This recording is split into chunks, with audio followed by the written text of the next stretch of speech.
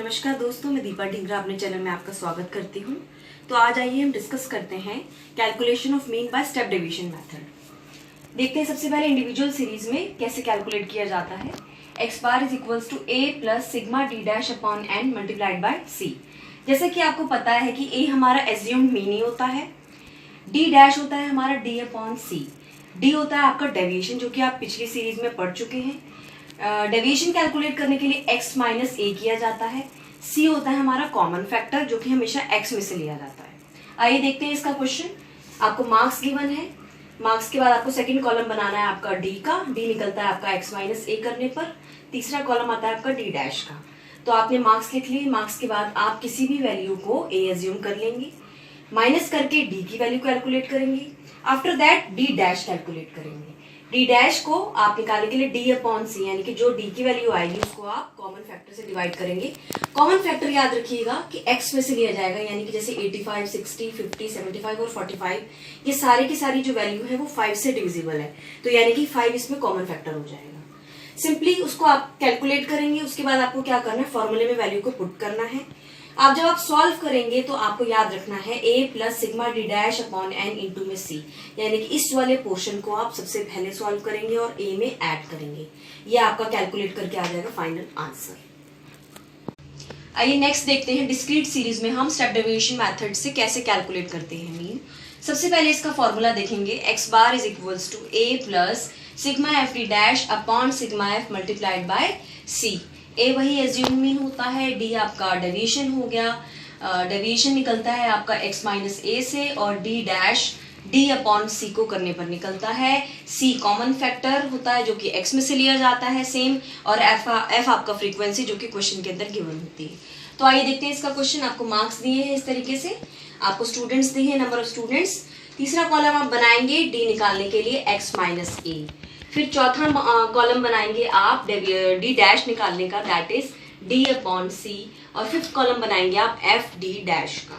तो मार्क्स दिए हैं, मार्क्स में से आपको सबसे पहले एज्यूम मीन कैलकुलेट करना है। एज्यूम मीन के थ्रू आप डी निकालते हैं, डी की वैल्यूज आएंगी। उसके बाद डी डैश की वैल्यू डी अपॉन सी करने पर, जैसे कि -20 डिवाइडेड बाय सी। सी है आपका कॉमन फैक्टर, जैसे कि 20, 30, 40 में जो है कॉमन फैक्टर 10 नजर आ रहा है कि 10 सब नंबर से डिवाइड किया जा सकता है, तो c की वैल्यू आप 10 ले लेंगे यहाँ पर।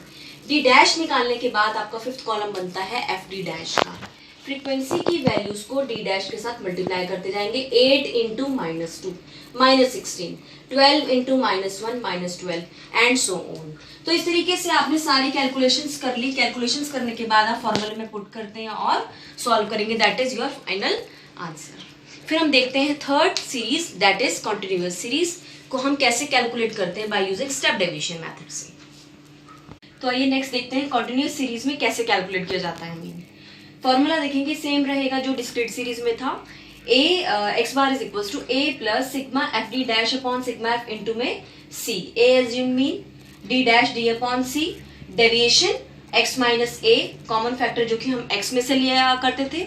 यहाँ पे आपका कॉन्टिन्यूअस सीरीज है, तो आपको याद होगा कॉन्टिन्यूअस सीरीज में हम मिड वैल्यू कैलकुलेट करते हैं, तो हम यहाँ पे m में से कैलकुलेट करेंगे फ्रीक्वेंसी जो कि आपको क्वेश्चन में गिवन होगी।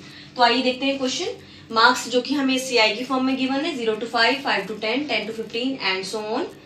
सेकेंड जो कॉलम बनेगा वो आपका मिड वैल्यू का बनेगा। मिड वैल्यू कैलकुलेट करने का फॉर्मूला मैंने आपको बताया था, L1 plus L2 divided by 2, यानी कि 0 प्लस 5 डिवाइडेड बाय 2 से आपका मिड वैल्यू आएगी 2.5, 7.5 and so on.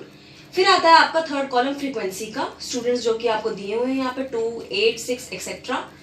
Fourth column बनाएंगे आप डी, डी यानी कि m माइनस से, याद रखिएगा m माइनस ए, यानी कि जो आपने मिड वैल्यूज लिखी थी उसमें से आपको a को सब्ट्रैक्ट करना है और a आपको m में से ही कैलकुलेट करना है, एज्यूम करना है। तो इस तरीके से हमने a यहाँ पर 12.5 एज्यूम कर लिया है, तो ये d की वैल्यूज नजर आ गई है हमें।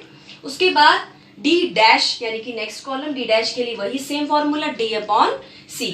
कॉमन फैक्टर जो है हमारा वो m में से लिया जाएगा, यानी कि आप देख सकते हो 0 to 5 या 2.5, आपस में इनका अगर डिफरेंस देखेंगे तो 5 का ही गैप आ रहा है, तो आपको कॉमन फैक्टर है आपका 5 यहाँ पर। तो नेक्स्ट कॉलम बनेगा आपका एफ डी डैश का, यानी कि फ्रीक्वेंसी की फर्स्ट वैल्यू आपको 2 को आपने -2 के साथ मल्टीप्लाई किया, you will get -4 and next आता है आपका 8 into -1 -8 6 into 0 0 and so on. इस तरीके से आप FD डैश की वैल्यू को कैलकुलेट कर लेंगे। आफ्टर दैट सभी वैल्यूज को आप फॉर्मूले के अंदर पुट करेंगे, आपका आंसर आ जाता है 13.5 मार्क्स। Thank you everyone.